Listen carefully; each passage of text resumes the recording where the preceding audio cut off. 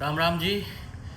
Property को लेकर और ख़ास तौर पर वृंदावन में प्रॉपर्टी के क्या हाल हैं, क्या यहाँ ग्रोथ रेट है और अपने लोगों को यहाँ इन्वेस्टमेंट करते समय किन बातों का ध्यान रखना चाहिए और किस किस तरह की इन्वेस्टमेंट हम यहाँ कर सकते हैं, इस बारे में हम बात करेंगे प्रेम चौधरी जी से। हमारे बहुत सारे लोग जो हैं जिनके किसी सरकारी योजना के तहत ज़मीनें जा रही हैं या फिर वो वहाँ से बेचकर कहीं और इन्वेस्टमेंट करना चाहते हैं, उन लोगों के लिए ख़ास तौर पर ये वीडियो जो है फ़ायदेमंद रहने वाली है।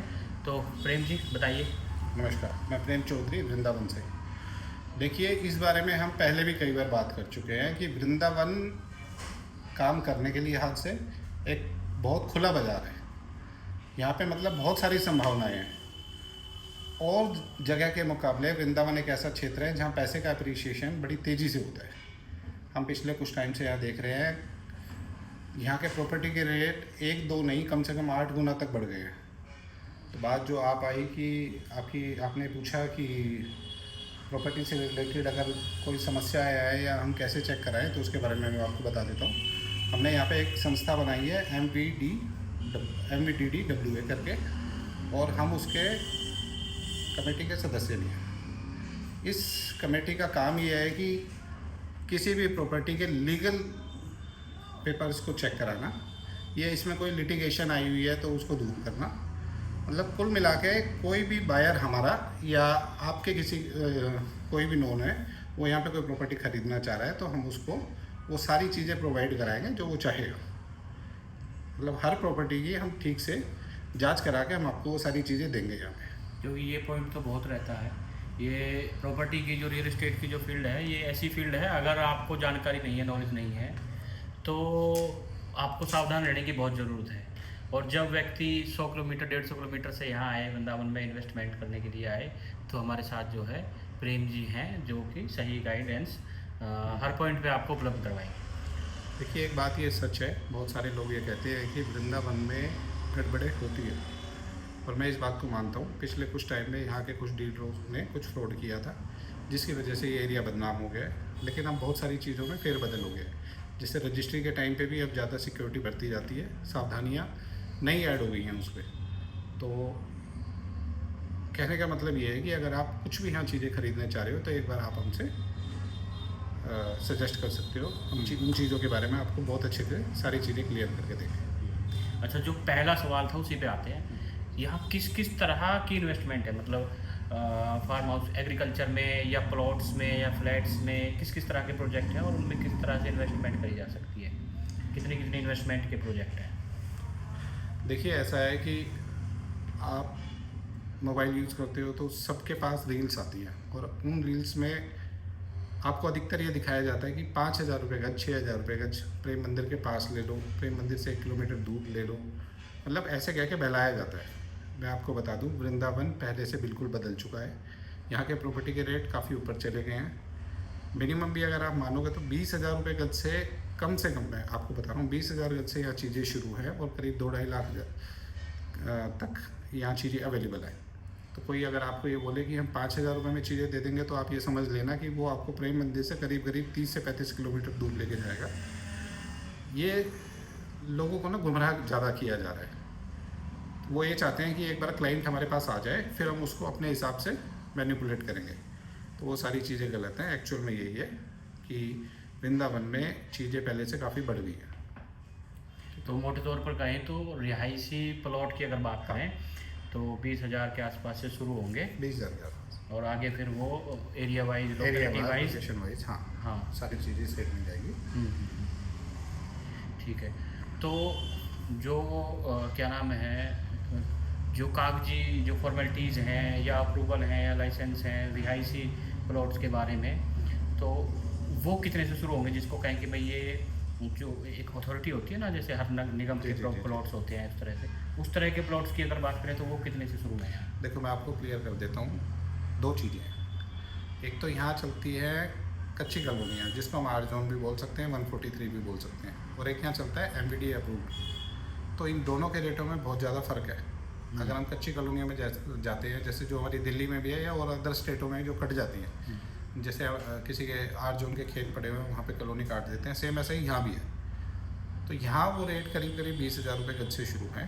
लेकिन अगर हम MVD में जाते हैं तो नॉर्मल से जो सबसे शुरुआत है वो भी 60,000 रुपये गज से है कम से कम। तो यहाँ रेटों में बहुत फ़र्क है। तो लोग कई बार ये सोचते हैं कि भाई वो चीज़ें इतनी महंगी क्यों है, या इसीलिए मैंने वो सवाल पूछा ताकि कोई कन्फ्यूजन न रहे, क्योंकि जब आपने 20,000 रुपये गज कहा तो हो सकता है लोगों के दिमाग में यार 20,000 रुपये तो ठीक है वृंदावन के हिसाब से। जी जी जी। बट अब ये थोड़ा क्लेरिफाई हो गया भाई 20,000 रुपये गज वो वाली चीज़ शुरू है, और अगर उसमें जाएंगे तो फिर वो हाँ हाँ वहाँ से शुरू होगी, ठीक है। और अगर ये जो सोसाइटीज़ वाला जो ये फ्लैट्स वाला मॉडल है इसकी बात करें तो जी हाँ।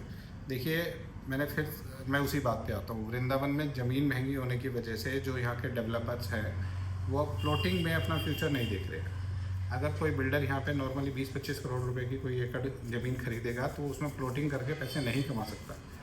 अब सीधा सीधा एक कंसेप्ट शुरू हो गया है, सभी लोग यहाँ पे हाई राइज बिल्डिंग का कंसेप्ट लेके आ रहे हैं, जिसमें कोई 20 मंजिल, कोई 25 मंजिल, कोई 33 मंजिल, ऐसे करीब करीब यहाँ पे 20 से 22 प्रोजेक्ट ऑलरेडी चल रहे हैं। तो बिल्डर को पता है कि अब यहाँ से कैसे पैसे बना सकते हैं। तो यही एक तरीका है, महंगी ज़मीन होने के कारण हाई राइज के कंसेप्ट आ गए हैं, फ्लोटिंग एरिया यहाँ से दूर जाता जा रहा है और चीज़ें पहले से थोड़ी सी कठिन हो गई है। तो फ्लैट्स की अगर बात करें, जो अच्छी सोसाइटीज़ हैं, अच्छे जो डेवलपर हैं, उनके अगर फ्लैट की बात करें तो कितने से शुरू है और किस तरह के वो प्रोजेक्ट हैं, इसमें थोड़ा सा जी जी। देखिए वृंदावन की मार्केट हमारे दिल्ली एनसीआर के रेटों को भी क्रॉस करके चली गई है, आगे चली गई है। यहाँ मिनिमम कोई भी प्रोजेक्ट है तो करीब 7-7,500-8 हज़ार रुपये से कम नहीं है। और ये भी वो प्रोजेक्ट है जिनका MVDR आ चुका है, कंस्ट्रक्शन काम चल रहा है और जो से काफ़ी पहले ये काम अपना शुरू कर चुके हैं और आने वाले 2-3 सालों में वो इसको डिलीवर भी कर देंगे। इसके अलावा फीट जो प्रोजेक्ट, हाँ फिर भी मैं क्लियर कर देता हूँ। इसके अलावा जो नए प्रोजेक्ट्स अब शुरू हो रहे हैं या अब लॉन्च हो रहे हैं या प्री लॉन्चिंग के मुहाने पे खड़े हैं, वो सभी यहाँ पे 9,500, 10,000, 11,000 रुपये के रेट में है। तो कुल मिला के अगर हम देखेंगे तो मान लो अगर हमारे 2 BHK का साइज़ 1297 गज है जैसे, तो अभी हमारे वो 72-50 के रेटों के हिसाब से करीब 94 लाख रुपए के आसपास बनता है। और अब जो नए प्रोजेक्ट लॉन्च हो रहे हैं उसमें हम जाएंगे तो वो 100 करोड़ रुपये से ऊपर चला जाएगा। तो वजह यही है।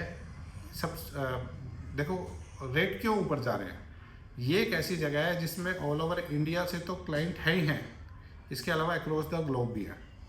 ऐसे कुछ कस्टमर्स हैं जो इंडिया के बाहर हैं, हमने जिनको प्रॉपर्टी दी है, और बहुत ऐसे लोग हैं जिनसे हमारी बात चल रही है। इंटरनेशनल क्लाइंट्स भी यहाँ खूब इन्वेस्टमेंट के लिए आ रहे हैं, बिल्कुल बिल्कुल, रहने के लिए भी आ रहे हैं। हाँ ये दोनों पर्पज़ हैं। देखो कुछ लोग कुछ बच्चे अपने माता पिता को सेकेंड होम गिफ्ट करना चाहते हैं, कुछ लोग रिटायरमेंट के बाद में यहाँ शिफ्ट होना चाहते हैं, कुछ लोग यहाँ पैसे इन्वेस्ट करना चाहते हैं। तो हर तरीके का क्लाइंट है यहाँ पे। यही मेरा सवाल आने वाला था, जब आपने रेट बताए तो इतने महंगे महंगे फ्लैट्स जी हैं, तो क्या इतने महंगे में इन्वेस्ट करना फ्यूचरिस्टिक है, मतलब सही है? अगर अपने लोगों को हम सही गाइडेंस देने की बात करें तो यहाँ नहीं, इसको वृंदावन को पकड़ के चलें। देखियो मैं जो चाहता हूँ, मेरे कहने का पर्पज़ यही है कि जो चीज़ें हमारे रेटों से बाहर है हम उसमें एंट्री ना लें। देखो मार्केट में ना सब तरह के लोग होते हैं, कुछ ऐसे भी हैं जो 20,000 रुपये गज खरीदेंगे, कुछ ऐसे भी हैं जो 2-2.5 हज़ार रुपये गज भी चीज़ें खरीद लेते हैं। तो कुछ फ्लैट्स ऐसे भी हैं जो 2-2.5-3 करोड़ रुपए तक भी हैं, जैसे पेंट हाउस बना रहे हैं या 4 BHK बना रहे हैं, 3 BHK बना रहे हैं। तो हम अपनी जेब के हिसाब से या अपने बजट के हिसाब से चीज़ों को में इन्वेस्ट करें, और इन्वेस्ट कब करें, जब किसी भी प्रोजेक्ट की प्री लॉन्चिंग हो रही हो, क्योंकि उस टाइम हमें रेट थोड़े अच्छे मिल जाते हैं, हम बिल्डर के साथ थोड़ी बार्गेनिंग भी कर सकते हैं। और कुछ टाइम बाद हम जैसे हमने उसमें इन्वेस्ट कर लिया तो हम 6 महीने, 8 महीने, 1 साल बाद हम उसमें से सही अमाउंट में प्रॉफिट करके बाहर आ सकते हैं, रीसेल कर सकते हैं। रीसेल कर सकते हैं। तो माने ग्रोथ रेट की जो सवाल था वो यही था कि भाई कोई व्यक्ति इन्वेस्ट करेगा और इन्वेस्टमेंट के लिहाज से करेगा तो ग्रोथ रेट यहाँ किस तरह से है, क्या क्या रियल एस्टेट में आगे क्या संभावनाएं है वृंदावन में? देखिए मैं अगर आपको शुरू से शुरू करता हूँ, अगर हम कच्ची प्रॉपर्टी में जाते हैं तो अब से 3 या 4 साल पहले यहाँ पे 3,500-4 हज़ार रुपये गज चीज़ें जो बिकी थी वो अभी 20 से 25 हज़ार रुपये गज है। जो फ्लैट्स यहाँ पे 4,000 4,500 रुपये स्क्वायर फीट के थे वो आज 8,000 रुपये स्क्वायर फीट के हो गए हैं। जो MVDA के प्रोजेक्ट शुरू में होते थे और वो 18,000-19,000 रुपये पे होते थे वो आज यहाँ पे 60,000 रुपये है। तो अल्टीमेटली लगभग 4 टाइम्स 5 टाइम्स प्रॉपर्टी यहाँ पे महंगी हो गई। ऐसा तो नहीं होगा जैसे कई शहरों में, कई सिटीज़ में ऐसा हुआ है कि भाई एक बार बूम आया प्रॉपर्टी में, रियल एस्टेट में, और वो बहुत ऊपर चला गया, उसके बाद जब फिर एक थोड़ा सा रुक गया, जाके ठहराव आ गया, ऐसा? ठीक है, इस बारे में बात करते हैं। मैं जब से यहाँ वृंदावन में काम कर रहा हूँ, हमने यहाँ पे ना स्टेबिलिटी तो देखी है, लेकिन कभी ऐसा नहीं हुआ कि यहाँ पे रेट डाउन हो गया हो। थोड़े टाइम के लिए स्टेबिलिटी आई है, लेकिन वो फिर से दोबारा से एक नया पीक बन जाता है, फिर कुछ दिन बाद फिर एक नया पीक बन जाता है। तो यहाँ ज़्यादा घबराने की ज़रूरत नहीं है। यहाँ आपके रेट आप ये समझो कि कभी नहीं थमेंगे, क्योंकि ये जगह ऐसी है, यहाँ पे ना बायर्स बहुत ज़्यादा है, मतलब डिमांड और सप्लाई वाला खेल जो हम बोलते हैं ना, तो यहाँ पे डिमांड बहुत ज़्यादा है। और वृंदावन के आसपास की जो ये ज़मीन है, 7-8 किलोमीटर का एरिया जो ज़्यादा प्राइम है, यहाँ डिमांड हद से ज़्यादा है। आने वाले टाइम में जब कोई आपको प्लॉट देगा तो वो करीब यहाँ से 15-20 किलोमीटर बाद ही देगा, या फिर कोई और प्रोजेक्ट जो शुरू होंगे वो यहाँ से रीच से दूर होंगे। दूसरा, गवर्नमेंट जो कॉरिडोर का काम कर रही है और उसमें जो तोड़ फोड़ होगी, या लोगों के घर हटाए जाएंगे, या सफाई करी जाएगी, या कॉरिडोर का कोई और चीज़ें वहाँ पे इम्प्लीमेंट करी जाएंगी, तो वे लोग जो वहाँ से विस्थापित होंगे, तो गवर्नमेंट उन सभी को यहाँ से वहाँ से रिलोकेट करके सोनलग बांगर के क्षेत्र में और कुछ रूपमनी विहार के क्षेत्र में शिफ्ट करना जा रही है। तो ये जो एरिया है सोनलग बांगर, इन्वेस्ट करने के हिसाब से बहुत प्राइम है। चलो, हमने प्लॉट्स की बात कर ली जी। और फ्लैट्स की भी बात करी, और अगर एग्रीकल्चर लैंड की बात करें तो आसपास माने वृंदावन के 10-15 किलोमीटर 20 किलोमीटर के दायरे में वो उसका क्या यहाँ हिसाब किताब है अभी? देखिए, कुछ फॉरेन कस्टमर्स और कुछ दिल्ली एनसीआर के बाहर के लोग, जैसे कुछ कलकत्ता से हैं या और किसी अदर स्टेट से हैं, बहुत सारे लोग जो संस्थाओं से जुड़े हुए हैं, वो यहाँ पे एक बड़ी लैंड लेना चाहते हैं। मतलब बहुत लोगों के पर्पज़ है कि वो यहाँ पे आश्रम बनाए या गौशाला बनाए, तो उस चक्कर में यहाँ पे लोग बड़ी लैंड सर्च कर रहे हैं और एट एनी कॉस्ट वो लेने को भी तैयार हो जाते हैं। बस उनका मोटिव यही है कि वो 84 कोस के अंदर लें या वृंदावन में लें, वो उन्हें फाइनली डिसाइड करना होता है। बट अल्टीमेटली यहाँ पे एग्रीकल्चर जो लैंड है उसका भी बहुत अच्छा स्कोप है, तो अच्छा ऑप्शन है, हम यहाँ पे इन्वेस्ट कर सकते हैं। क्योंकि अभी बहुत यहाँ लैंड, एग्रीकल्चर लैंड पड़ी हुई है। हाँ, अभी वृंदावन के अगर 15 किलोमीटर 12 किलोमीटर ये अगर बाहर चले जाएँ हाँ जी, हाँ जी, तो खूब एग्रीकल्चर लैंड है, तो यहाँ भी ढूंढने पे अच्छी प्रॉपर्टी मिल हाँ जी, हाँ जी, और ग्रोथ के चांसेस खूब है, बिल्कुल है बिल्कुल। ना? अच्छा, और कमर्शियल प्लॉट्स की बात करें, जैसे बिजनेस पर्पज़ के हिसाब से, चाहे शॉप की बात है, चाहे कुछ शोरूम की बात है, उस तरह से क्या स्थिति है कि इस तरह के भी कोई प्लॉट्स या कोई प्रोजेक्ट हैं आपकी नज़र में हो? या जी हाँ, कमर्शियल कुछ प्लॉट्स हमारे पास हैं, कुछ ऑन रोड्स ऐसे प्लॉट्स हैं जो हम आपको विजिट करवा सकते हैं या आपको दिला सकते हैं, लेकिन उसके लिए ज़्यादा बेहतर रहेगा कि एक बार आप उनसे मिलिए या हमें कॉन्टैक्ट करिए, क्योंकि फिर मैं उसके बारे में डिटेल्स में बताऊंगा तो वो लंबी बात हो जाएगी। मतलब ये है कि कमर्शियल प्लॉट्स भी अवेलेबल हैं? हाँ, बिल्कुल अवेलेबल, अभी भी और अच्छी लोकेशन अच्छी लोकेशन पे अवेलेबल है। ठीक है, धन्यवाद तंवर साहब, बढ़िया लगा आपसे बात करके, और लगभग हमने हर पॉइंट पे बात की है, डिस्कस की है, और भाई साहब ने बड़े खुलकर हर पॉइंट को आपके सामने रखा है। इसके बाद आप आगे भी कोई डिस्कशन चाहते हैं, कोई आपको वृंदावन को लेकर कोई सजेशन चाहिए, कोई गाइडेंस चाहिए, आप ऑफिस विजिट कर सकते हैं, हम इसमें एड्रेस डाल देंगे और चौधरी साहब का जो है मोबाइल नंबर डाल देंगे। Thank you very much. उम्मीद करते हैं कि रियल इस्टेट में खासतौर पर जो लोग वृंदावन में आगे इन्वेस्टमेंट का कुछ सोच रहे हैं उनके लिए ये वीडियो फ़ायदेमंद साबित होगा।